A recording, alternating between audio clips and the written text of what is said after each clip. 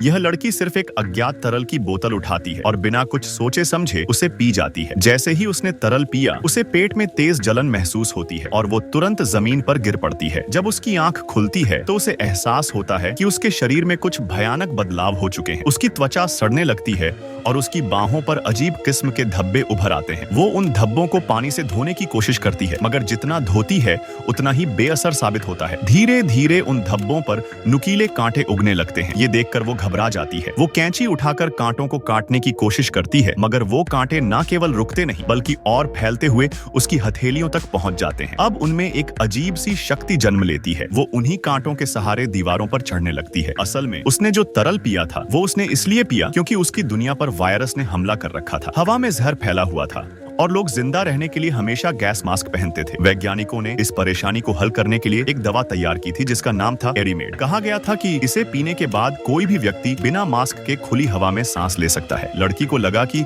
उसने वही दवा पा ली है, इसलिए बिना झिझक वो तरल पी गई। मगर उसे क्या पता था, वो दवा असल में कुछ अपराधियों द्वारा अवैध तरीके से बनाई गई एक नकली और बिना लाइसेंस की प्रोडक्ट थी। उसे चोरी छिपे तैयार करके बेचा जा रहा था, बिना इस बात की परवाह किए कि इसका अंजाम क्या होगा। असल में वो बोतल लड़की के बॉयफ्रेंड ने किसी अंडरग्राउंड मार्केट से चुरा कर लाई थी। वो गरीब था लेकिन दिखावे का शौकीन, इसलिए उसने सोचा कि अपनी नई गर्लफ्रेंड पर रौब झाड़ने के लिए ये एरीमेड उसे पिला देगा। मगर तभी असली गर्लफ्रेंड ने उन्हें साथ देख लिया। उसने देखा कि उसकी सबसे करीबी दोस्त उसके बॉयफ्रेंड के साथ है। वो चुप रही, कोई हंगामा नहीं किया, मगर अंदर से पूरी तरह टूट चुकी थी। इस बेवफाई की घटना के बाद तीनों में झगड़ा हुआ और सब बिखर गए। जाते जाते बॉयफ्रेंड वो दवा वहीं कमरे में छोड़ गया। लड़की ने उसे उठाया मिलीजुली भावनाओं के साथ और बस एक ही घूंट में उसे पी गई। कुछ देर में उसे चक्कर आने लगे, उल्टी होने लगी और फिर त्वचा सड़ने लगी। उसका शरीर धीरे धीरे किसी और चीज में बदलने लगा। वो खुद को घसीटती हुई बाथरूम तक लाई और ठंडे पानी से नहाने लगी ताकि होश में आ सके, मगर शरीर में जहर फैलता ही जा रहा था। तुरंत पानी में डूबकर सांस रोक लेती है। उसका बॉयफ्रेंड दरवाजे से भागता हुआ अंदर आता है। पीछे पीछे ड्रग डीलर्स थे जो उस पर गुस्से में चिल्ला रहे थे। डीलर्स को जब पता चला कि दवा चोरी हुई है तो वो अंदर घुसकर उसे खोजने लगे। उन्हें क्या पता था, वो दवा तो लड़की कब की पी चुकी थी, मगर दवा न मिलने पर गुस्से से आगाबूला होकर चले गए। डीलर्स के जाते ही लड़की बाथटब से बाहर आई और लड़खड़ाती आवाज में अपने बॉयफ्रेंड को बताया कि उसने वो दवा पी ली है। बॉयफ्रेंड चौंक गया, मगर तुरंत ही अपनी खुदगर्जी पर उतर आया। उसने फैसला किया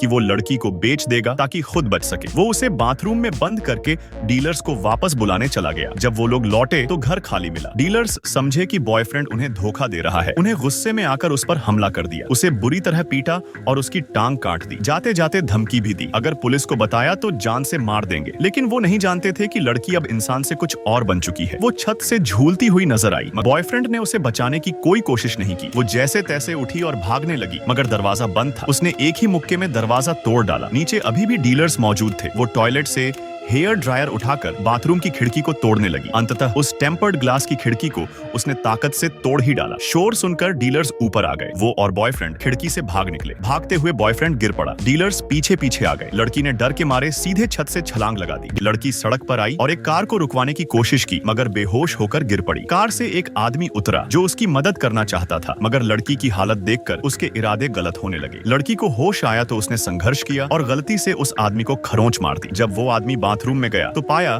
कि उसकी त्वचा पर भी कांटे उगने लगे हैं। डर के मारे वो अस्पताल भागा, मगर डॉक्टरों ने उसे देखकर तुरंत क्वारंटीन में डालने को कहा। लड़की को ये मंजूर नहीं था। वो वहां से भाग निकली। रास्ते में उसने दीवारों पर चढ़कर पीछा कर रहे गार्ड से पीछा छुड़ाया। अब उसकी कहानी पुलिस तक पहुंच चुकी थी और ड्रग डीलर्स को भी उसके अस्तित्व का पता चल चुका था। भागती हुई वो अपनी बेस्ट फ्रेंड के पास पहुंची, मगर अब वो इतनी भयानक दिखने लगी थी कि उसकी दोस्त भी डर गई। दोनों में फिर से पुराने झगड़े शुरू हो गए, जिनमें बॉयफ्रेंड की बेवफाई भी शामिल थी। इसी दौरान लड़की का फोन बजा। ड्रग डीलर्स ने कॉल किया था। उन्होंने कहा कि अगर वो मिलेगी तो उसे जिएयाओ यानी जेदू याओ जेदू एंटीडोट देंगे। वो मजबूर होकर मिलने चली गई, मगर वहां पहुंची तो देखा कोई दवा नहीं थी, बल्कि उसे पकड़ लिया गया। आंख खुली तो वो कुर्सी से बंधी हुई थी, मगर अब उसका शरीर पूरा बदल चुका था। हर अंग से नुकीले कांटे निकल रहे थे। उसने आसानी से रस्सियां काट दी। भागने से पहले उसकी नजर किचन में रखे कच्चे मांस पर गई। भूख से तड़पती वो उसे खाने लगी। तभी ड्रग डीलर्स अंदर घुसे। लड़की ने फुर्ती से चाकू उठाया। जब उनमें से एक उसकी ओर बढ़ा तो लड़की ने एक चिपचिपा तरल उसके ऊपर थूक दिया, जो तेजी से उसके शरीर पर फैल गया। हड़कंप के बीच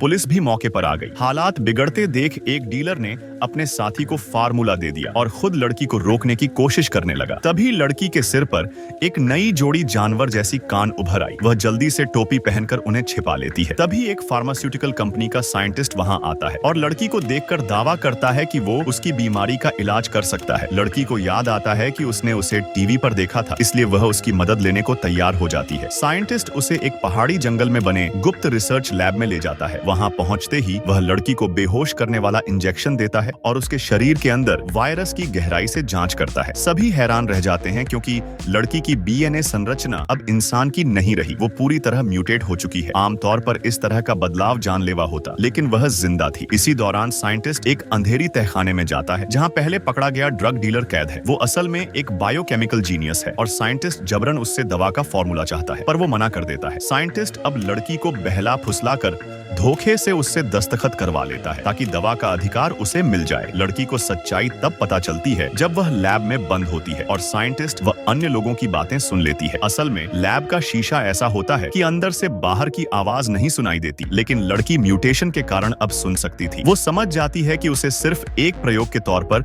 इस्तेमाल किया जा रहा है। वो गुस्से में कांच पर वार करती है। साइंटिस्ट घबराकर गैस छोड़ देता है और लड़की फिर से बेहोश हो जाती है। लेकिन इस बार जब लैब वर्कर इंजेक्शन देने आते हैं, लड़की पहले ही होश में होती है। वो अपनी रिस्ट्रेंट्स तोड़ती है, दोनों गार्ड्स को मार देती है और उनकी उंगलियों से बायोमेट्रिक लॉक खोलकर भाग निकलती है। भागते हुए वो बेसमेंट पहुंचती है जहां वही ड्रग डीलर कैद था। एक गार्ड बाहर पहरा दे रहा होता है, उसे मारकर वो अंदर जाती है। डीलर उसे देखकर हैरान रह जाता है क्योंकि उसकी बनाई दवा सच में काम कर गई थी। लड़की उसे पकड़कर पूछती है कि क्यों उसने उसे इस हाल में पहुंचाया। वो बताता है कि उसने ये दवा लोगों को जहरीली हवा से बचाने के लिए बनाई थी, न कि किसी फार्मास्यूटिकल कंपनी को बेचने के लिए। उसका दावा था कि उसने फॉर्मूला किसी को नहीं दिया। लड़की थोड़ी उलझन में होती है, पर बाहर हालात बिगड़ रहे होते हैं। कंपनी के हेवीली आर्म्ड गार्ड्स उन्हें ढूंढ रहे थे। दोनों लैब की ओर भागते हैं। डीलर एक कोर दवा की वायल उठाता है और लड़की से कहता है कि ये दवा उसके शरीर को एक खास फ्यूज्ड मोड में ले जा सकती है। तभी ऊपर से गोलीबारी शुरू हो जाती है। वो दोनों दौड़ पड़ते हैं। इस दौरान एक साथी और एक छोटा लड़का जो साइंटिस्ट का बेटा होता है भी मिलते हैं। भागते हुए साइंटिस्ट उन्हें देख लेता है और अपनी ही बेटे की परवाह किए बिना गोली चला देता है। लड़की मजबूरी में लड़के को छोड़ देती है और बाकी लोगों के साथ एक ऊंचाई से कूदकर नीचे बनी लिफ्ट तक पहुंच जाती है। फिर वो एक वैन में सवार होकर